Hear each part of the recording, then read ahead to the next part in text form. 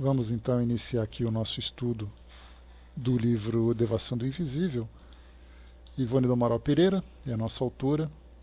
Nós estamos no capítulo 7, o amigo beletrista. Beletrista, ele é, segundo o dicionário, obviamente, foi necessário fazer aqui uma consulta, Beletrista significa aquele que gosta das belas letras, pessoas que falam com sofisticação, escrevem também com sofisticação, muitas vezes utilizando expressões pouco usuais no nosso vocabulário, no nosso dia a dia, no nosso cotidiano. Então esse é o amigo beletrista a que se refere Dona Ivone do Amaral Pereira. Vamos lá, então aqui nesse nosso capítulo, iniciando aqui esse item número 7, nós já tínhamos feito essa introdução no nosso encontro anterior, mas como era ainda só um começo, então é mais interessante a gente retomar aqui desde o início para organizar o nosso raciocínio. Bom dia, Eliana. Então aqui ela começa fazendo uma citação do capítulo 4 do livro de Mateus, versículos de 8 a 11, dizendo o seguinte, de novo subiu o diabo a um monte muito alto, e lhe mostrou os reinos do mundo e a glória deles. E lhe disse, tudo isso te darei, se prostrado me adorares. Então lhe disse Jesus, vai-te, Satanás, porque escrito está, ao Senhor teu Deus adorará, e só a ele servirás. Então o diabo o deixou, e eis que chegaram os anjos e o serviram. Aqui de imediato nós temos já uma pequena nota de rodapé, que diz assim para nós, poética alegoria evangélica, tão do gosto da literatura oriental, noticiando as prováveis... Só um instantinho aqui, deixa eu ampliar só um pouquinho a imagem.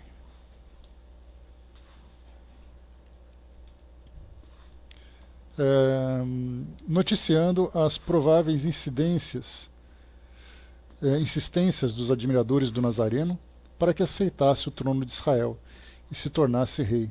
Indicam ainda as tentações com que o mundo rodeia todos aqueles que se derem aos labores dos ideais divinos. Então, iniciando aqui o nosso texto, vamos a ele. Os mais ásperos testemunhos costumam ser exigidos dos médiuns antes que eles se decidam a assumir a tarefa, prestando-se a trabalhos de grande responsabilidade, se é que nos labores mediúnicos existirão desempenhos de responsabilidades menores. A famosa iniciação, outrora exigida nas escolas de doutrinas... Só um instantinho aqui. Vou pegar aqui rapidamente e ampliar.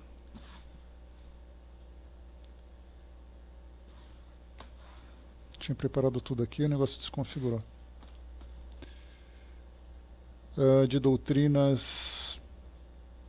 esotéricas, para se formarem os oráculos, os profetas, as sacerdotisas, etc., não seria exatamente um mito, mas necessidade que nos dias presentes parece clamar pelas atenções gerais, a fim de que o intercâmbio entre a Terra e o invisível se exerça ainda com maior segurança e facilidade. Não ignoramos que a codificação espírita não trata dessa iniciação, pois que popularizou a possibilidade do intercâmbio espiritual, declarando mesmo taxativamente que, para se comunicar o homem com os espíritos, não há necessidade alguma de preparo ou iniciação. Mais uma nota de rodapé. Vamos aqui para complementar esse nosso parágrafo inicial. É uma citação feita aqui então no livro O Céu e o Inferno, de Allan Kardec, no capítulo 10, na primeira parte, o item também de número 10. O que nós comentamos aqui no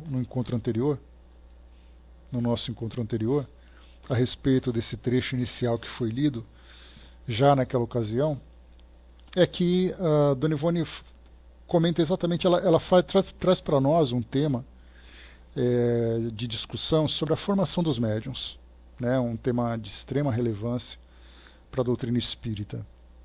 Ela usa o termo de iniciação, ou seja, um período, um preparo um período de preparo, de formação dos médiuns para o exercício da mediunidade, trazendo para nós como destaque essa citação do livro Céu e Inferno, em que Kardec comenta sobre a naturalidade com que os médiuns podem se comunicar com o mundo espiritual.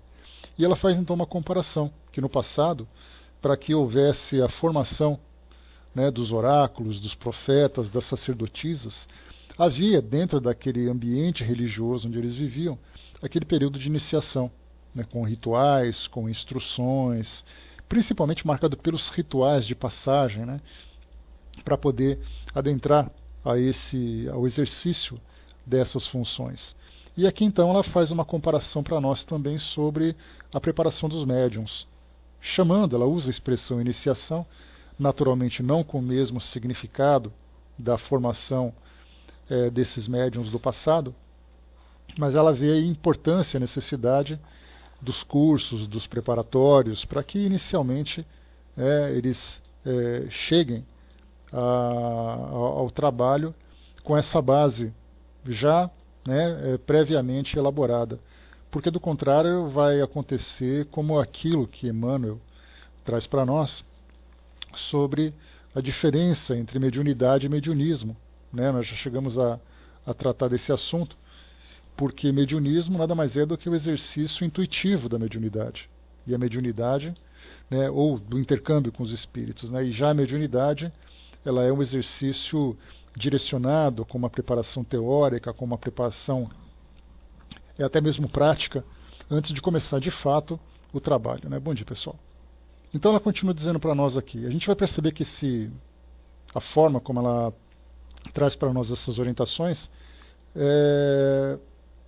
o que inicialmente traz para nós essa aparência de contradição com aquilo que Kardec apresentou, ela mostra exatamente a evolução desse trabalho, do trabalho que, como Kardec fez no início. Por exemplo, na própria elaboração da doutrina espírita, lá da codificação da doutrina, foram utilizados médiums completamente despreparados para o exercício da mediunidade. Basta a gente lembrar das adolescentes, que trabalhavam com Kardec na comunicação com os espíritos, na recepção das respostas, das perguntas que eram enviadas. Então não havia nenhum tipo de formação. Havia, na verdade, ali a experimentação. Então, só que nesse caso da experimentação, nós temos os prós e os contras, inclusive os contras, lembrando também das obsessões, dos desequilíbrios que os médiuns acabam sofrendo em virtude de não terem esse preparo prévio, principalmente para diferenciar a categoria dos espíritos que se comunicam. Isso, categoria essa não relacionada necessariamente com aqueles chamados espíritos maus, espíritos obsessores, mas principalmente com espíritos sofredores, com espíritos que passam por problemas graves no mundo espiritual, de adaptação, de conflitos e tudo mais, que pode acabar interferindo depois no próprio estado emocional do médium. O Arnaldo lembrou, Hermílio Miranda fala que trabalho mediúnico sem o mínimo de conhecimento traz riscos e pode ser uma passagem de ida sem volta. No início, Arnaldo, a gente estudando um pouquinho sobre o trabalho que Kardec faz, principalmente do Livro dos Médiuns, que nós chegamos a estudar sobre isso, ele falava sobre a experimentação que cada pessoa poderia fazer para ver se conseguia desenvolver essas habilidades. Não criar habilidade, mas desenvolver. Então ele dizia assim que diariamente seria interessante fazer um exercício de se colocar à disposição dos espíritos com lápis, com papel, e se por acaso observar alguma movimentação não espontânea das mãos do médium, nessa psicografia e tudo mais. Então ele ia falando do modo como as pessoas poderiam naturalmente encontrar esse caminho. E com o passar do tempo, conforme as próprias instituições foram se organizando, começaram a fazer esse trabalho de preparação. Então aquilo que inicialmente Kardec trouxe, que a comunicação com os espíritos poderia ser algo natural, foi trazido para nós agora no presente, com uma certa prevenção, um certo cuidado na preparação. Isso para nós teve prós e teve contras também. A gente viu que tem os dois lados a se analisar.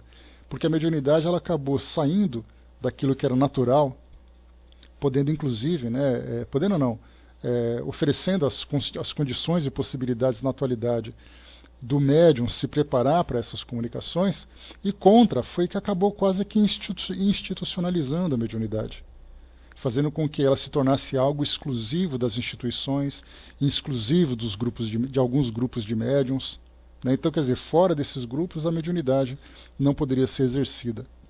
Então nós temos ali os dois lados, né, que nós acabamos deixando de ver a naturalidade da mediunidade e os cuidados necessários a ela, e começamos então a formalizá-la.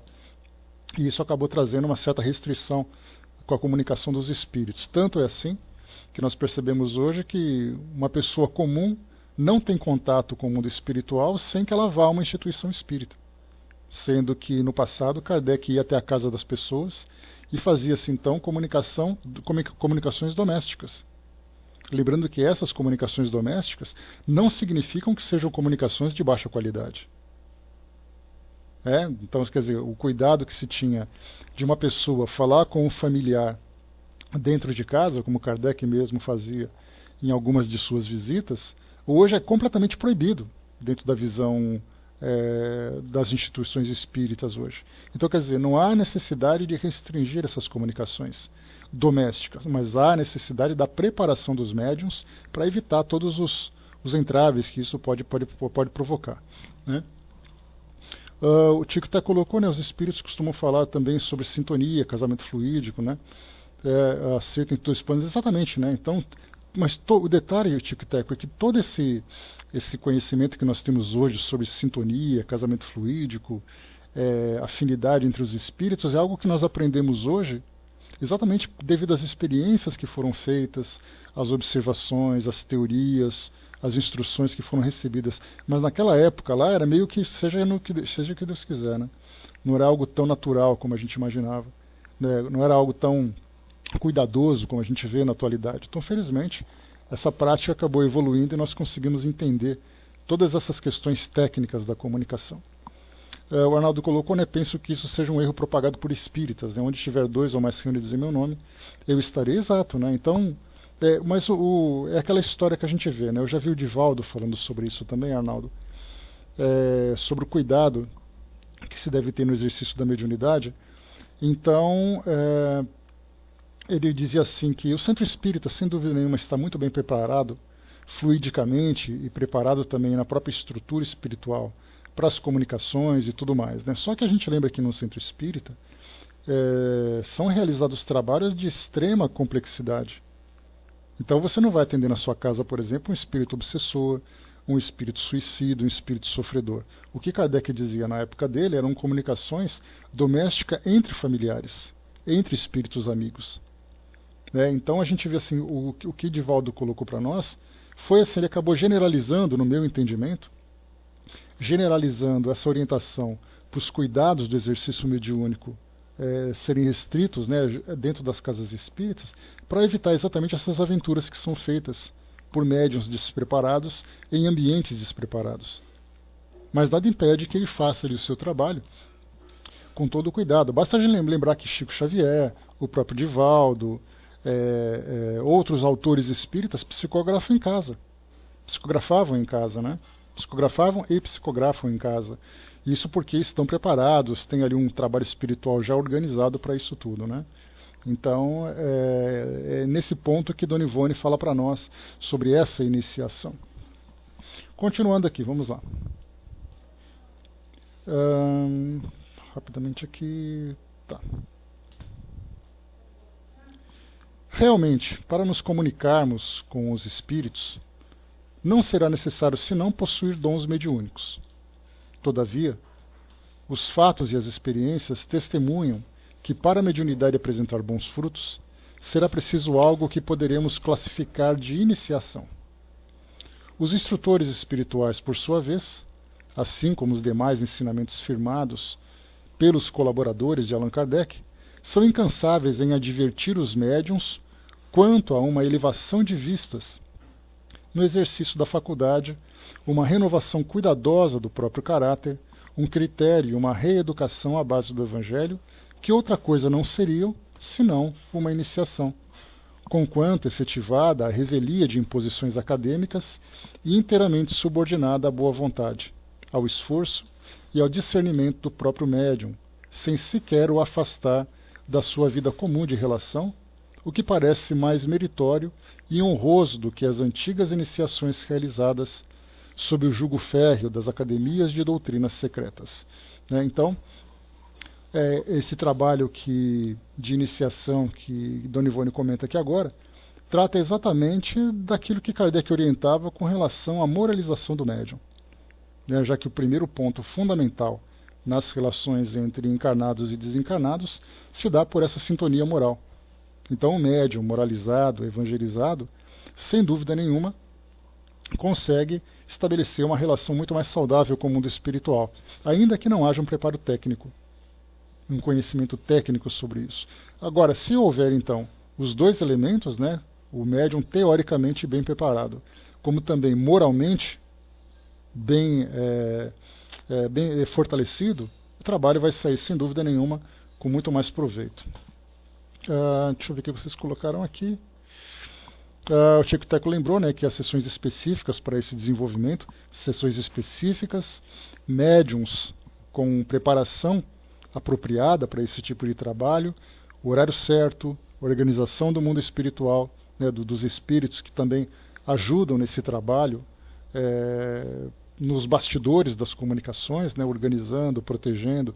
Então existe uma estrutura que hoje nós conhecemos, exatamente por todo o conhecimento que é trazido para nós, por todas as experiências que já foram vividas por grandes médiums aqui no Brasil em especial.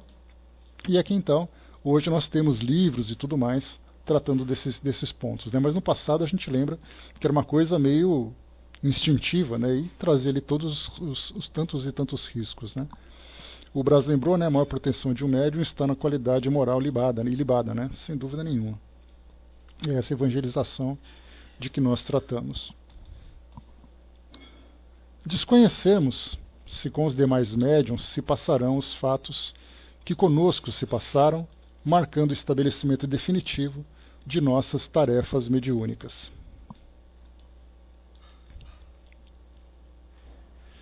Só um instantinho.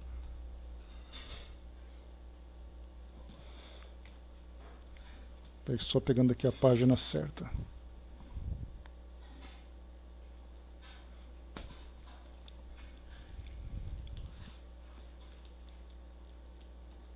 Prontinho.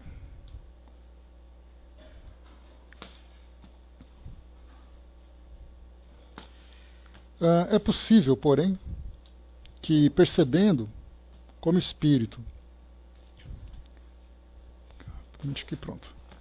É possível, porém, que pertencendo como espírito a uma falange de iniciados orientais, hindus e egípcios, como pupila e aprendiz, que se reeduca sob sua assistência espiritual, nada mais se verificasse do que a tradição esotérica da iniciação, não obstante é feita à sombra do Consolador e fora do seio de academias, pelo menos de academias terrenas, pois poderemos, sim, pertencer a escolas ou academias espirituais subordinadas às suas exigências e programações, ignorando-o, porém, durante a vigília, mas tudo abrangendo no estado de sono ou de transe.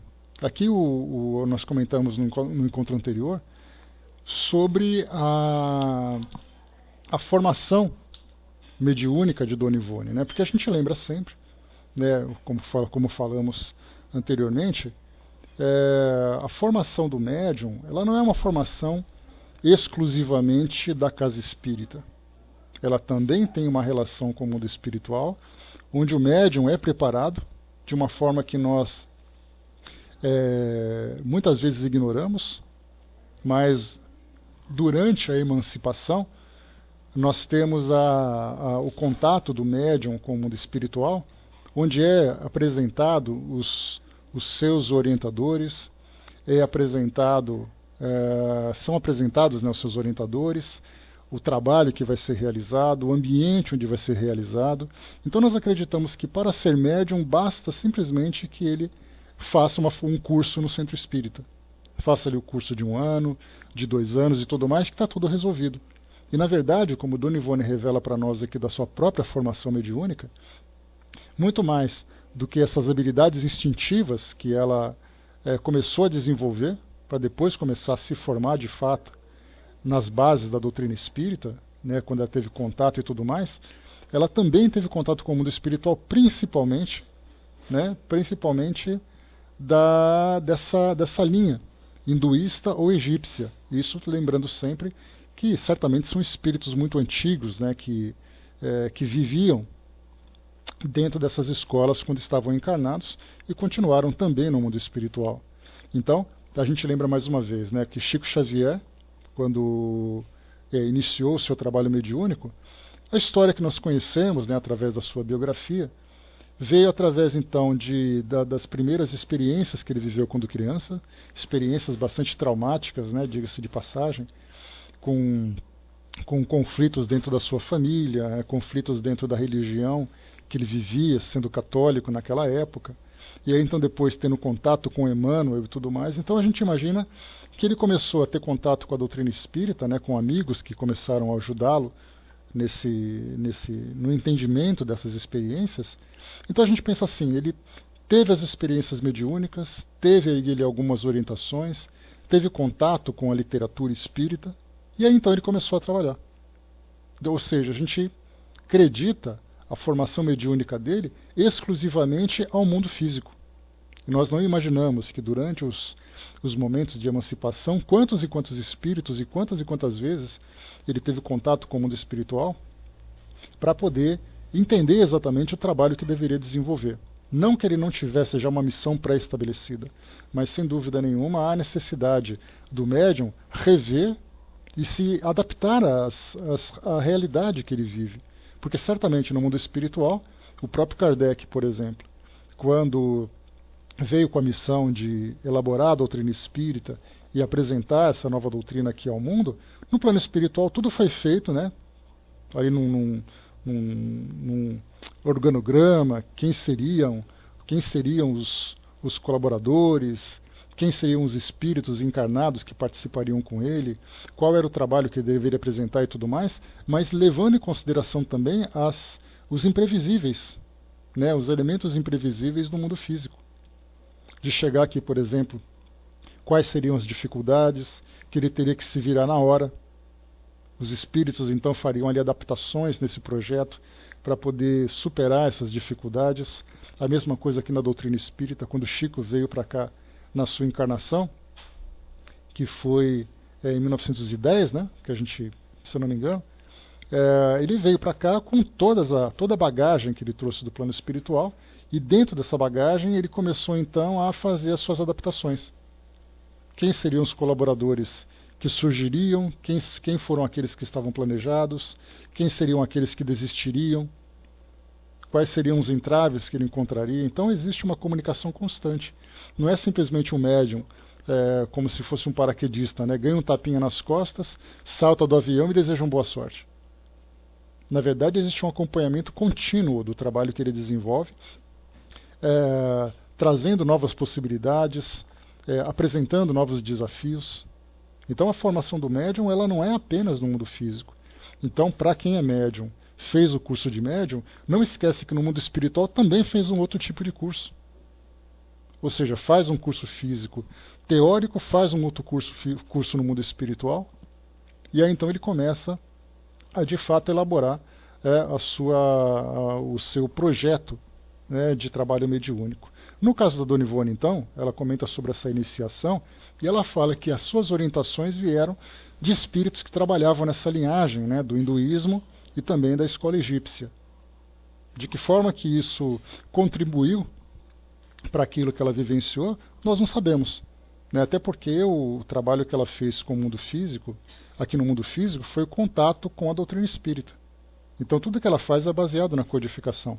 Então nós vemos muita coisa assim, pouca coisa, né, ou quase nada, que possa ser classificado como algo relacionado com o esoterismo, algo que fuja aquilo que nós conhecemos do cristianismo. Mas certamente os seus instrutores espirituais apresentaram para ela experiências e conhecimentos que muitos médiuns não tiveram contato. Mas em compensação, outros médiuns tiveram contato com outras escolas, com outros ensinamentos que ela também não teve. Então tudo isso se dá através dessa afinidade que existe entre os encarnados e os desencarnados. E a mesma coisa aconteceu com Divaldo, com Raul Teixeira. Vieram para cá, tiveram as suas experiências, tiveram seus primeiros contatos com a doutrina espírita, e no mundo espiritual também tiveram contato com os espíritos que orientariam esse trabalho. Então lembremos sempre, quando começarmos a pensar no curso mediúnico que é feito, o médium precisa também se renovar moralmente, porque esse curso do plano espiritual vai depender exatamente da sua familiaridade com a doutrina espírita e também com a afinidade com o mundo espiritual. Porque muitas vezes um médium frequenta um centro espírita estudando teoricamente aquilo que a doutrina fala sobre a mediunidade, mas moralmente ele não está em condições de ter uma relação saudável com o mundo espiritual. E, portanto, ele acaba não sendo devidamente preparado pelos espíritos, não pela ausência dos espíritos nesse preparo, mas pela incapacidade do médium de assimilar esses ensinamentos. Porque o médium que vive, né, uma vida desregrada, né, em vários sentidos, ele acaba não se aproximando dos espíritos. Os próprios espíritos se veem, encontram essa dificuldade, essa incompatibilidade com o médium. Então é um trabalho feito aqui no mundo físico e um trabalho também para o mundo espiritual. Né? O que é colocado, Tico e Teco, né, quando a gente estuda o Antigo Testamento, nós vemos que, né, muitos do passado, tanto da história dos hebreus que nós conhecemos do Antigo Testamento, mas na própria história da humanidade nós tivemos ali vários e vários médiuns que se destacavam. Só que os nomes são diferentes, né, como a gente já estudou. Falam sobre dons divinos, sobre dons da palavra, sobre milagres e tudo mais. Na verdade é tudo fenômeno mediúnico, e onde tem fenômeno mediúnico, tem médium. Continuando, vamos lá.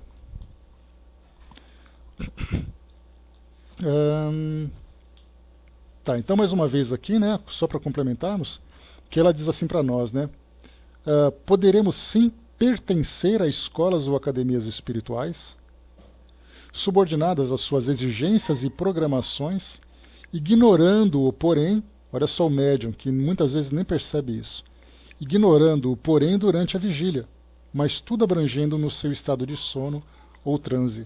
Então tem médium que nem sabe quem são seus instrutores, qual é a linha filosófica que ele seguiu, como se deu a sua preparação. O resultado acaba se manifestando exatamente no trabalho que ele faz. O que sabemos é que, no que nos diz respeito, houve um verdadeiro trabalho de iniciação, o qual vem exigindo longo tempo de nossa perseverança e dedicação ilimitada, pois que não terminaram ainda os testemunhos exigidos pelos mestres espirituais, testemunhos que lembrariam os dos antigos pretendentes aos segredos esotéricos nas escolas de ocultismo do passado. Né? Exato, Brás, né? Quando a gente usa essa expressão, escolas iniciáticas, de imediato há uma completa rejeição dentro do meio espírita. Isso porque essa ideia de escolas iniciáticas lembra exatamente aquelas doutrinas antigas do passado. Mas que, se nós trocássemos o nome de escolas iniciáticas com grupos de preparação mediúnica no plano espiritual, aí nós aceitaríamos com naturalidade. Na verdade, nós estamos falando da mesma coisa. Então, na verdade, é o termo que muitas vezes gera uma confusão, por não ser algo relacionado com o nosso cotidiano, principalmente aqui no mundo ocidental, onde nós temos o cristianismo. Mas basta lembrar, por exemplo, que Jesus, na sua época, existe ali uma literatura que fala sobre isso, que fala que Jesus, durante a sua infância, naquele período que não consta no Novo Testamento, já que fala de Jesus quando nasceu, fala de Jesus no momento da sua infância, e depois fala de Jesus durante a sua já maturidade, ali por volta dos seus 30 anos, né? Quando ele surgiu para trazer toda a sua mensagem, até os 33 anos, quando ele foi crucificado. Mas o que aconteceu durante a sua infância e durante a sua juventude? Onde ele estava exatamente? Então, há ali alguns pesquisadores estudiosos, né, que trazem para nós uma sugestão de que Jesus estaria, então, junto aos essênios, que eram ali também grupos religiosos, né, era um grupo religioso que também trabalhava muito com filosofia, com mediunidade e tudo mais, e ele passou toda essa parte da juventude ali, infância e juventude, junto a esses mestres, né, dos essênios. Então, nós podemos imaginar assim que cada escola tem ali a sua linha filosófica, seja trazendo para nós propostas morais, como também propostas mediúnicas, né, de fenômenos propriamente dito. Né? Não sei te dizer, Brasil, eu tenho muito pouco conhecimento sobre isso. Eu li alguma coisa ou outra, tal. O que me recorda, né, é que, como eu falei para vocês já desse livro, é um livro chamado Harpas Eternas, um livro que tem 3 volumes, que eu não me recordo, li muito, faz muitos anos que eu li esse livro, e ele conta exatamente a vida de Jesus durante esse período, durante a sua infância e durante a sua juventude, e fala muito sobre os essênios, sobre esses monastérios essênios espalhados pelo Oriente Médio, pelo próprio Egito também, ali em Alexandria, na Ásia, na Ásia Central, no Oriente Médio. Então, vários grupos ali espalhados, né, e Jesus esteve ali junto a esses mestres, desenvolvendo-se aqui no mundo físico, naturalmente, né, dentro das suas condições físicas e psicológicas, mas também colaborando, né, compartilhando as experiências morais, os conhecimentos que ele trazia do plano espiritual. Né? Então, é natural que a gente perceba, então, essas escolas iniciáticas, né? Mas, aqui na nossa linguagem atual, como conversamos, teria outro nome, né? Teria grupo de preparos, teria um grupo de formação. Esse grupo de formação, então, poderia ser físico, né? Pode ser físico, como também pode ser espiritual. Continuando aqui para nós, né? Então ela diz assim que eis tais provas, quando se realizam sobre a Terra, ligadas aos acontecimentos diários como no invisível, durante os desprendimentos em corpo astral a que nos tem obrigado os queridos instrutores. Né? Arnaldo colocando ali uma sugestão, né? A História Triste, de Hermínio Miranda. Né? Então, para quem quiser compreender um pouquinho mais sobre esse assunto. Silenciaremos quanto à natureza de muitos testemunhos terrenos, não os confundindo, embora com as provações e os regates oriundos de deslizes do pretéritos reencarnatórios, que nos foi necessário expurgar definitivamente numa como renovação de valores, indispensável ao nosso progresso normal, como ao mandato mediúnico. Né? Aqui ela fala sobre todas as provações, as dificuldades que ela vivenciou durante a sua vida física devido às consequências do passado, né? Do passado que ela vivenciou, devido ao suicídio, devido a todas as perturbações que ela acabou passando. Né? Então ela vai falar assim, né? Apenas adiantaremos, como curiosidade a ser examinada pelo leitor, que os mesmos testemunhos, espécie de exame prévio de um candidato a um concurso escolar, se constituíram de provas de firmeza e equilíbrio em todas as contingências sedutoras da vida humana, ou seja, de todas as tentações risonhas que tendessem a nos desviar da boa rota de dificuldades e peripécias. Só um instantinho.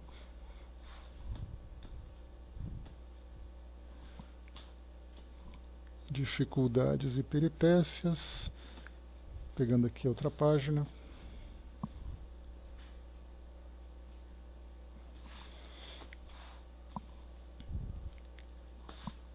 Aqui. Tá. Não faltando nem mesmo a tentação brutal do próprio roubo. Tais testemunhos foram admiravelmente dosados e seriados pelos instrutores espirituais, tal como se verifica nas provas em uso nos nossos institutos de ensino. Então, essas provas que ela se refere são provas naturalmente de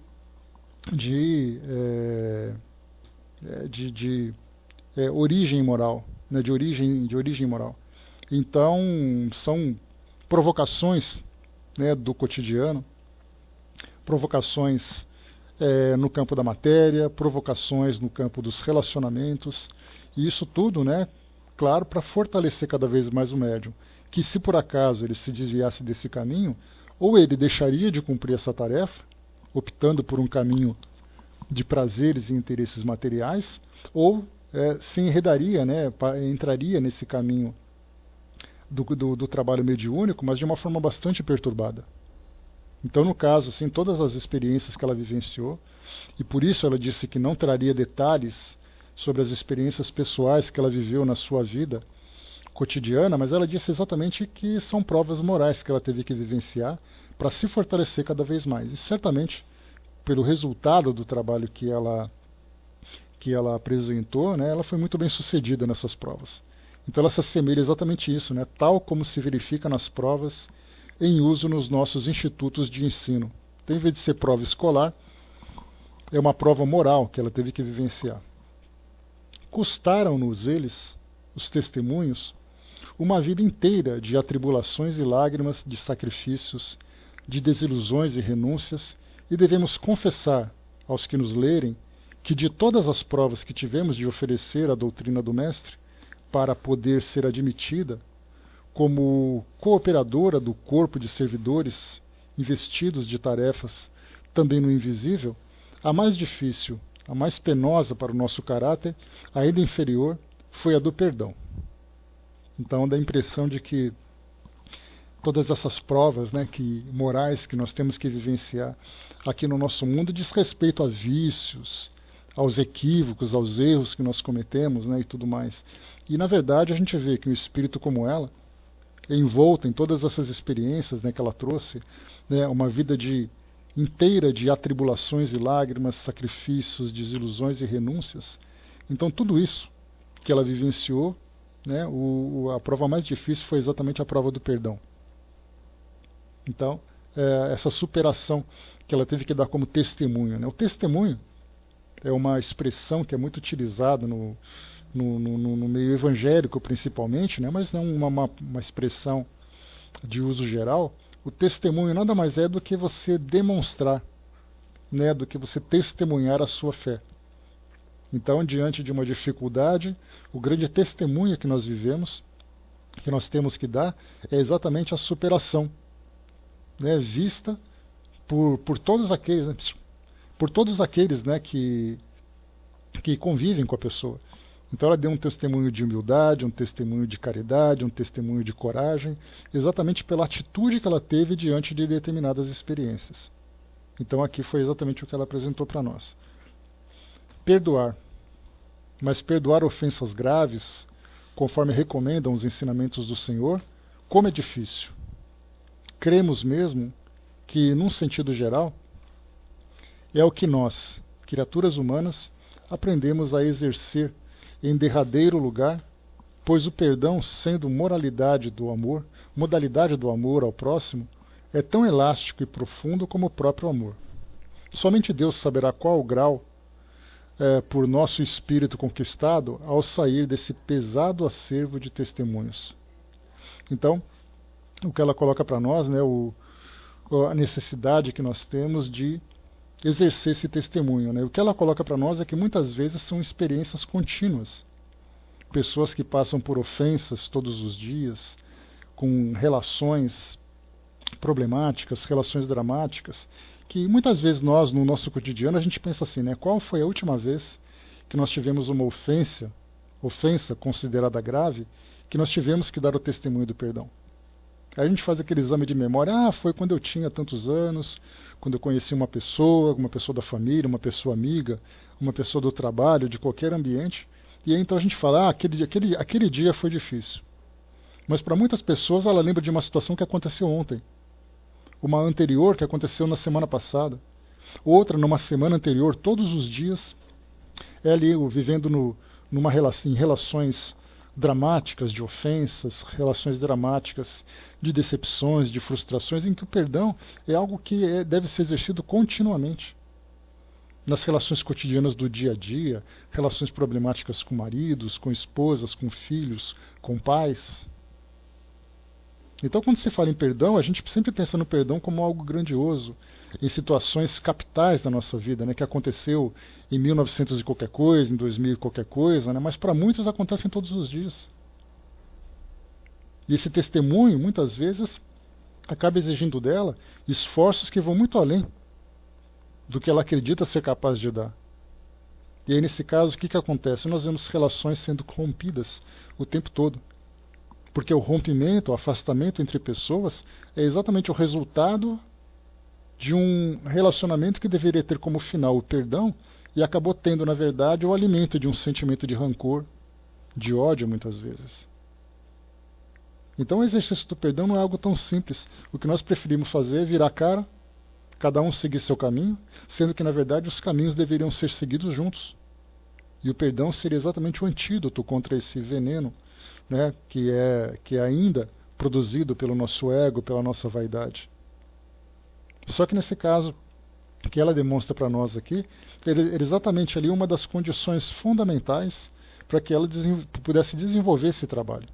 Então hoje a gente faz aqui o nosso exame de consciência e começa a procurar na nossa vida de relações, né, quantos perdões nós já recebemos e quantos perdões nós já oferecemos. E quantos perdões nós não recebemos e quantos nós não oferecemos. Quantas relações nós rompemos, com quantas pessoas nós deixamos de falar na nossa trajetória, exatamente porque a gente simplesmente não perdoa. E essa é uma expressão, como foi colocada para nós aqui, ela disse assim, né, o perdão, sendo modalidade do amor ao próximo, é tão elástico e profundo como o próprio amor. E ela conclui, somente Deus saberá qual o grau por nosso espírito conquistado ao sair desse pesado acervo de testemunhos. A grande paz que hoje visita a nossa consciência, todavia, avisa-nos de que tantas lágrimas e humilhações, tantas lutas e desilusões sofridas desde o berço, conferiram ao nosso ser a graduação necessária aos pequenos mandatos que, como medianeira admitida nos labores do invisível, nos têm sido confiados. Declaramos ter como instrutores e mestres espirituais, responsáveis pelo nosso progresso na existência presente, pelo menos espíritos de hindus e egípcios. Talvez por isso, essas particularidades de iniciação rigorosa resultem dos métodos das escolas a que tais instrutores se prendem no espaço, como se prenderam na Terra, e não seja o fato ou a exigência de ordem, só um instantinho, de ordem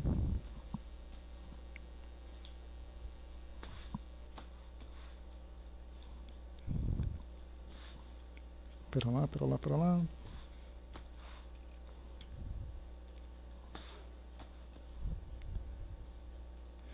de ordem tão geral como se poderia supor, né? Aqui o que ela comenta é que essa influência, isso, eu achei aqui, obrigado, Angelina. É que eu preparei tudo aqui para poder virar as páginas que eu tinha digitalizado, né? Só que cada janela agora desconfigurou, tenho que ampliar todas de novo. Então, o que ela comenta é que muitas vezes, devido à influência que o médium sofre dos espíritos instrutores, né, dependendo da escola filosófica que eles pertenciam, como no caso dela, escola egípcia e escola hindu. É muito natural que o médium tenda para essa filosofia também durante o seu trabalho. Então nós vemos, por exemplo, que vamos pegar um espírito como o espírito miramês. Um espírito que também tem uma afinidade com a linha filosófica oriental e que muitas vezes ele não é aceito pelos praticantes da doutrina espírita. Porque vem nele um espírito que traz ali ideias e traz para nós, e traz também instruções que não são compatíveis com aquilo que é elaborado na codificação. Nós temos outros espíritos que são formados, saindo dessa ideia, né, porque a gente está indo muito longe, né, indo para o Egito, indo para a Índia, indo para o Oriente Médio de um modo geral, mas não é muito difícil não, basta a gente lembrar, por exemplo, dos médiuns que são formados na Umbanda, que tem como linha filosófica exatamente essa linha de tradições africanas. O próprio Ramatiz, eu estava tentando lembrar o nome dele, Brás, eu ia falar Ramatiz, falei Miramês, mas o Miramês também, né, foi encaixado ali. Mas nós temos Ramatiz, nós temos Miramês, dentro da linha da Umbanda, nós pegamos assim, o médium que é formado na Umbanda. Aí nós pensamos assim, esse médium, ele tem compatibilidade com o tipo de trabalho feito na doutrina espírita? Muitas vezes as pessoas vão dizer não. Não porque praticam rituais, trazem ideias do mundo espiritual que são completamente antipáticas, vamos dizer assim, àquilo que a doutrina espírita faz. Mas significa que o trabalho feito na Umbanda seja um trabalho inferior à doutrina espírita? Obviamente que não. Quem disser que sim, sem dúvida nenhuma, está envolto em muito preconceito. Então nós temos ali espíritos que são de trabalhos feitos na África, trabalhos feitos junto aos índios, trabalhos feitos junto aos caboclos aqui do Brasil, trabalhos feitos com, deixa eu encontrar aqui uma outra linha, com espíritos que viveram no Nordeste, naquele passado, né, de colonização.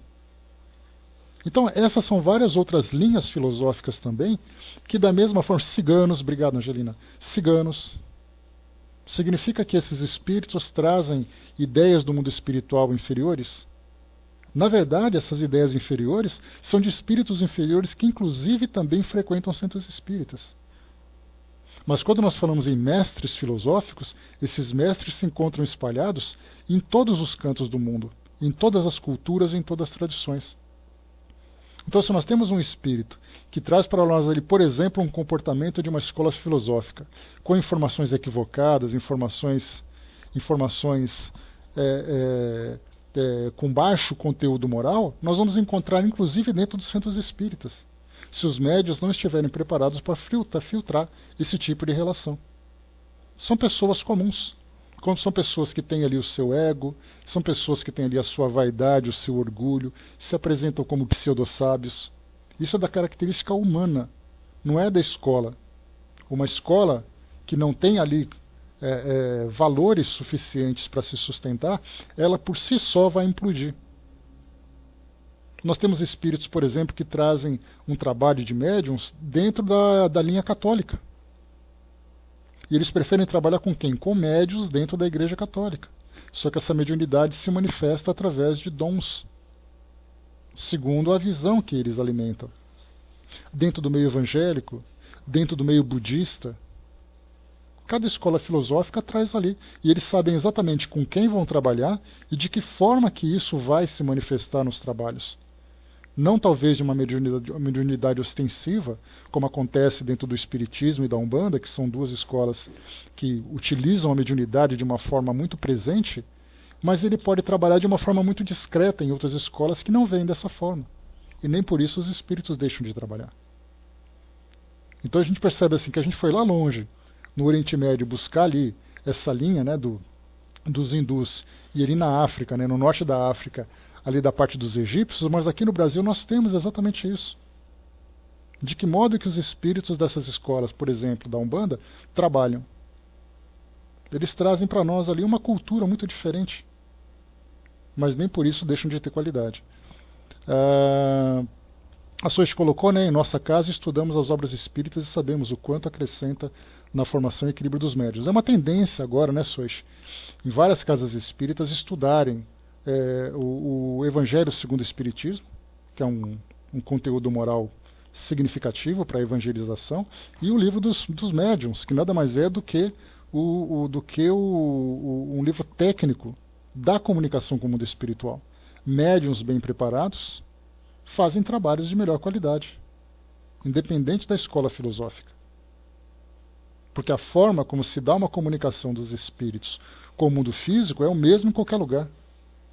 Seria como nós disséssemos assim, que o processo de digestão de um brasileiro é o mesmo processo de digestão de um japonês. É o mesmo processo de digestão de um europeu. Ele vai metabolizar aquele alimento da mesma forma em todos os lugares. Ou seja, faz parte de uma lei biológica. Não existe ninguém que se alimente de uma forma diferente. Há aqueles que se alimentam de luzes, né? Segundo ali algumas lendas, mas organicamente todos os corpos funcionam da mesma forma. Agora, o que você vai fazer com o seu corpo, cada um tem ali a sua preferência. Então, no que diz respeito às leis fluídicas, acontece da mesma forma, independente da escola filosófica, independente da religião. Isso é uma lei natural. Então, quando nós estudamos o livro dos médiuns, nós aprendemos exatamente isso, né, de que forma que se dá o trabalho mediúnico. A afinidade mental, a afinidade fluídica, a moralização. Obrigado, Cinzizinho. A Tia que até colocou, né, um dia não haverá mais divisão no espiritismo, né, se perderá a ideia da propriedade exclusiva, né, de seita. É porque ainda a doutrina espírita, isso é uma análise pessoal que eu faço, por ela ser ainda uma doutrina muito nova, né, e por nós sermos praticantes também muito novos, nós cada um aprendemos, né, de uma forma diferente aquilo que no futuro vai se tornar uma unanimidade. Então depende dos livros que nós lemos, depende dos instrutores que nós tivemos, depende do nosso grau de conhecimento que nós temos. Então tudo isso acaba influenciando na compreensão da filosofia como um todo. Mas com o passar do tempo, conforme a própria doutrina vai se disseminando, vai se tornando cada vez mais conhecida, mais clara, ela vai se tornando uma unanimidade. Inicialmente dentro do meio espírita, e depois ela vai se espalhar para levar esse conhecimento também nas demais religiões. Porque, como eu falei, do livro dos médiuns, trazendo para nós um conhecimento técnico sobre a prática mediúnica, esse conhecimento técnico também vai ser conhecido por outras escolas religiosas que veem ali na comunicação com o mundo espiritual, independente do nome que deem, os mesmos princípios técnicos. Então nós teremos ali aquele médium que é católico, que recebe ali a comunicação, que vive as suas experiências de emancipação, experiências de cura, vai encontrar no livro dos médiuns exatamente ali a técnica desse fenômeno. Para aqueles que têm sonhos reveladores, que têm sonhos proféticos, vão entender no livro dos médiuns. Claro que o livro dos médiuns ele não trouxe para nós todas as informações sobre esse fenômeno. Ele não abrangeu naquele trabalho, né, como eu falei para vocês já, Kardec trabalhou durante 14 anos. 12 anos de publicações e 2 anos antes, já que o trabalho dele começou em 1855, né? Só em 57 que ele trouxe o Livro dos Espíritos. E depois em 69 ele desencarnou. Então são 14 anos de trabalho, de pesquisas. Nesses 14 anos, e eu insisto nisso, não foi tempo suficiente para trazer todas as revelações do universo no que diz respeito à doutrina como um todo e nem às práticas mediúnicas. Então o que ele fez para nós foi trazer ali um manual básico que certamente precisa ser aprofundado e muito com pesquisas, com novos conhecimentos. Então aquilo que nós temos, sim, é o manual básico. Poderíamos dizer assim que é o primeiro manual para lidarmos com a mediunidade. Tanto que o nome dele inicialmente era Manual dos Evocadores. E depois ele virou o Livro dos Médiuns. Porque Manual dos Evocadores era uma expressão que podia gerar medo, preconceitos, sei lá, curiosidades. Então quando se tornou o Livro dos Médiuns, teve ali um outro peso, né? Despertou em nós um novo entendimento sobre a prática mediúnica. Então esse foi o primeiro livro. De lá para cá nós tivemos vários e vários outros livros que foram publicados, falando sobre fluido, falando sobre passes, falando sobre trabalhos de psicografia. Esses livros que vieram depois, nada mais são do que desdobramento daquilo que Kardec trouxe inicialmente, como o Livro dos Médiuns, que também era a continuação de um pequeno manual que ele tinha lançado anteriormente. Que eu até me esqueci o nome comprido até. Depois eu pego para vocês aqui na minha biblioteca. Então ele lançou o Livro dos Espíritos, depois lançou esse pequeno manual, porque as pessoas estavam ali ouriçadas, curiosas de como fazer isso. E ele teve que lançar de um modo quase que emergencial esse pequeno manual para trazer aqui as primeiras instruções, para depois ele elaborar o Livro dos Médiuns com maior profundidade. Nós chegamos até a estudar esse livro aqui. Quando nós fizemos o estudo do Livro dos Médiuns, antes de começarmos o Livro dos Médiuns, nós estudamos esse pequeno livreto. Então por que nós vemos assim? São conhecimentos que vão se desenvolvendo gradualmente. É uma ciência que vai se aprofundando. Nós tivemos a astronomia, por exemplo, que desde os antigos já estudavam através da astrologia.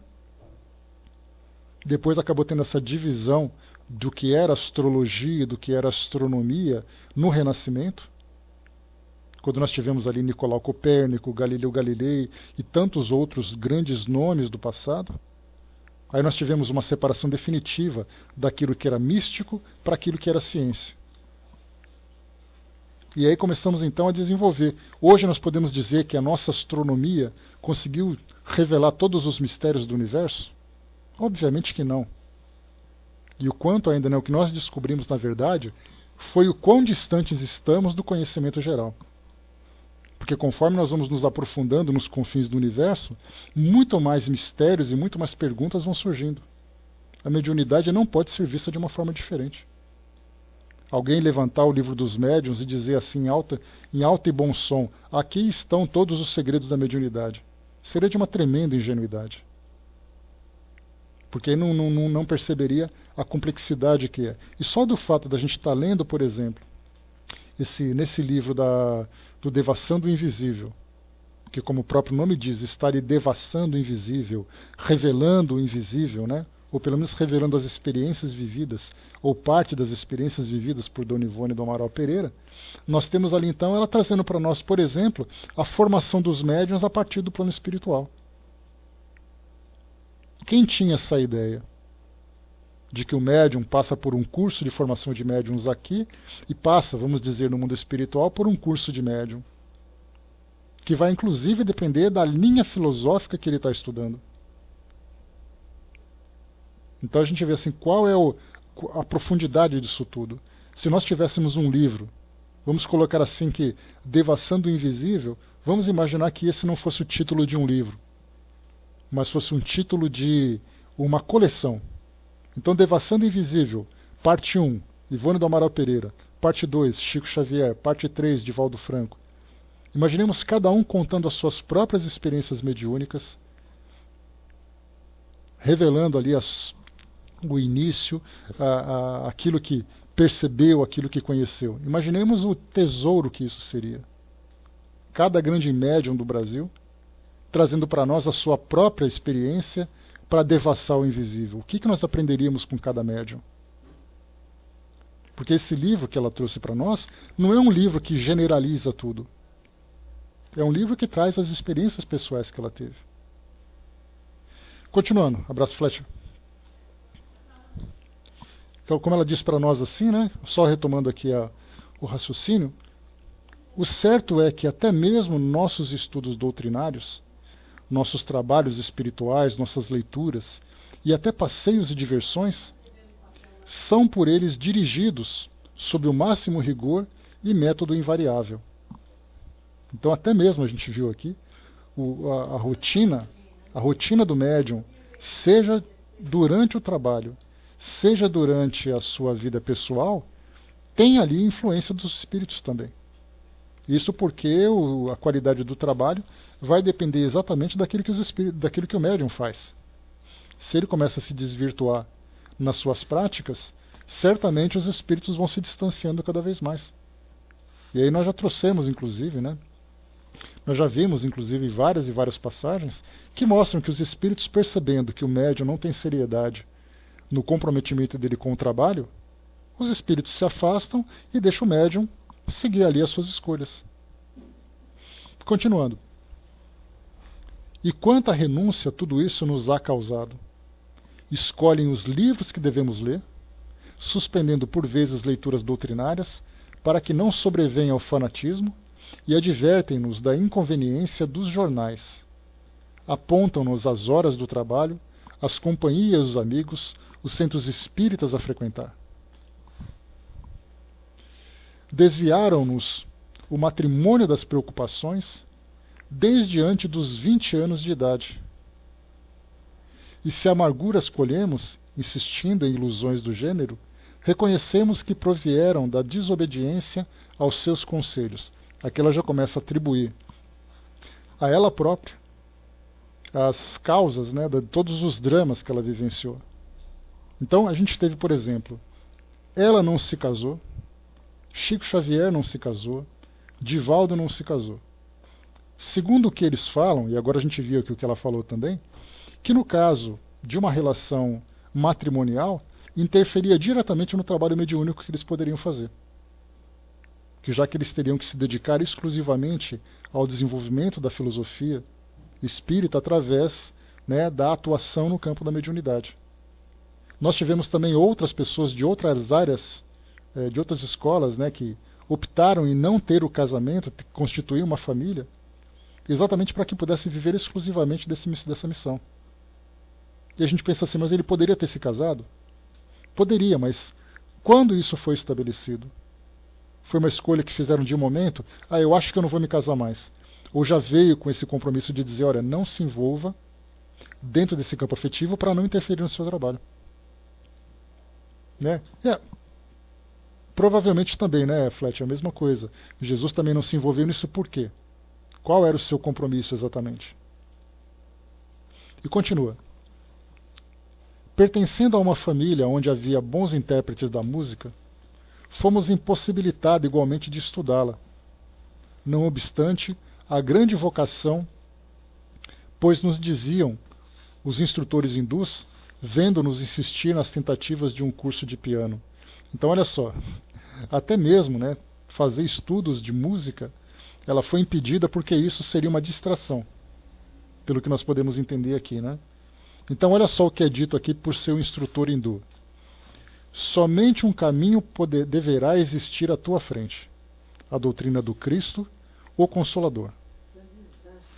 És espírito reincidente em erros graves, a quem se cogita do invisível de auxiliar a se reerguer, agora que a seleção dos valores existentes no planeta será feita, para advento da luz. A música virá mais tarde, com o dever cumprido. Obterás compensações às lágrimas que chorares pela impossibilidade desse ideal. Né? Exato, né? Eu até comentei com vocês num dos nossos estudos que o Chico também tinha uma grande vontade de aprender piano, né? E aí ele conta, né? Na verdade, quem conta é um dos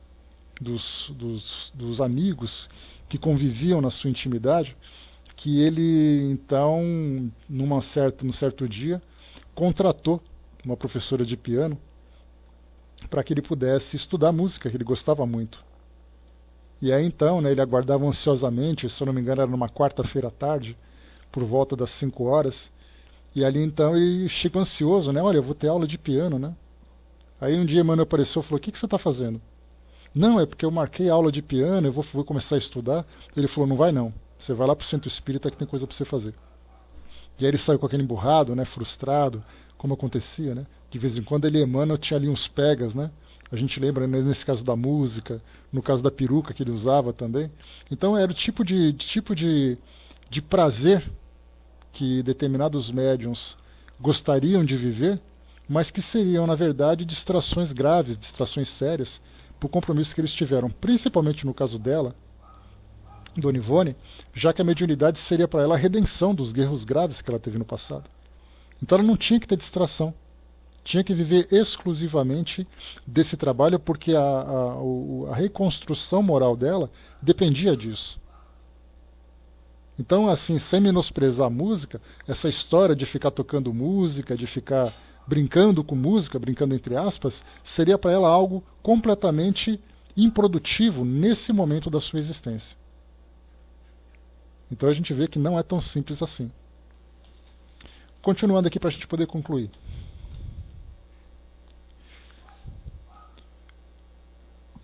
Vamos lá.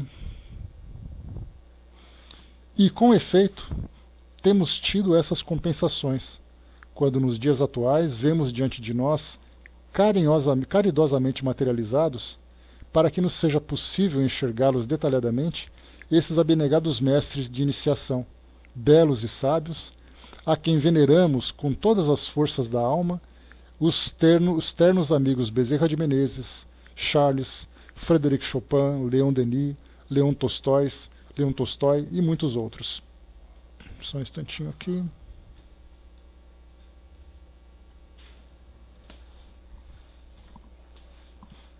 Deixa eu só maximizar aqui.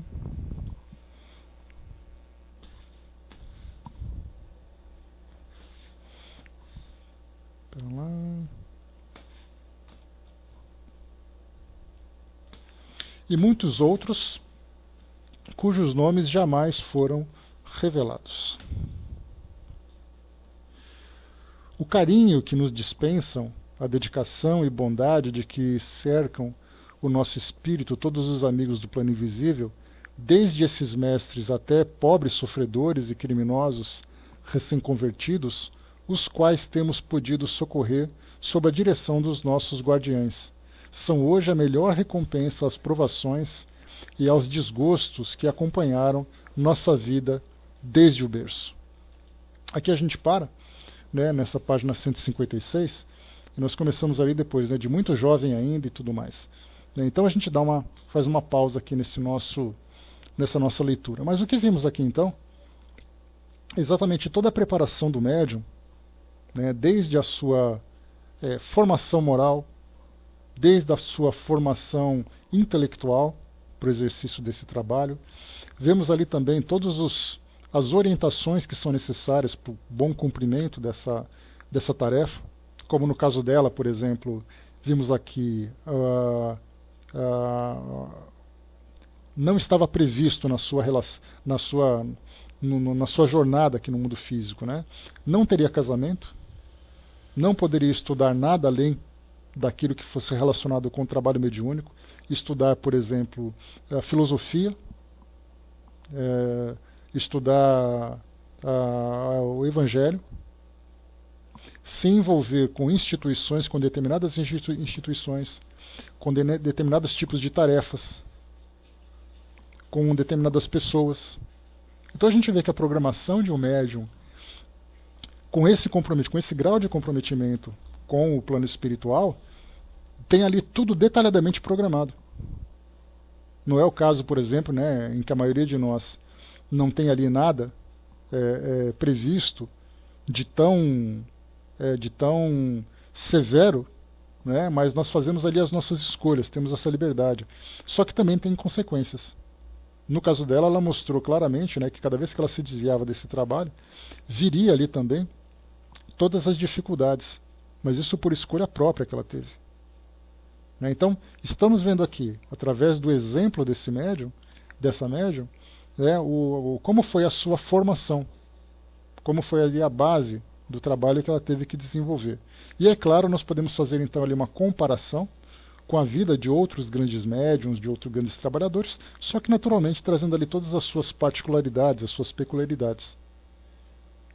Então não adianta a gente querer especular, né? Será que foi por isso? Será que foi por aquilo? Mas certamente teve uma motivação. Teve ali a necessidade de fazer, de seguir determinado caminho. Então paramos por aqui, pessoal, o nosso estudo de hoje, né? Nós estamos então nesse capítulo 7, o amigo beletrista, e nós paramos aqui na página 156. Na próxima quarta-feira a gente dá continuidade nessa leitura que nós estamos fazendo, né? Eu particularmente estou gostando muito desse livro, né? Já tinha feito a leitura dele antes, mas claro, nunca tinha parado para estudarmos, né? Porque o estudo faz com que a gente pare nos trechos e comece então a desenvolvê-lo, né? Com raciocínios, com comparações, com análises mais profundas de cada passagem, cada detalhe. Quando a gente faz a leitura de alguma coisa, né? De um livro, é tudo feito de uma forma muito natural. A gente vai lendo, passando página por página, para chegar depois no final do livro e depois ter um resumo da história. Agora, quando a gente para nesse trechinho,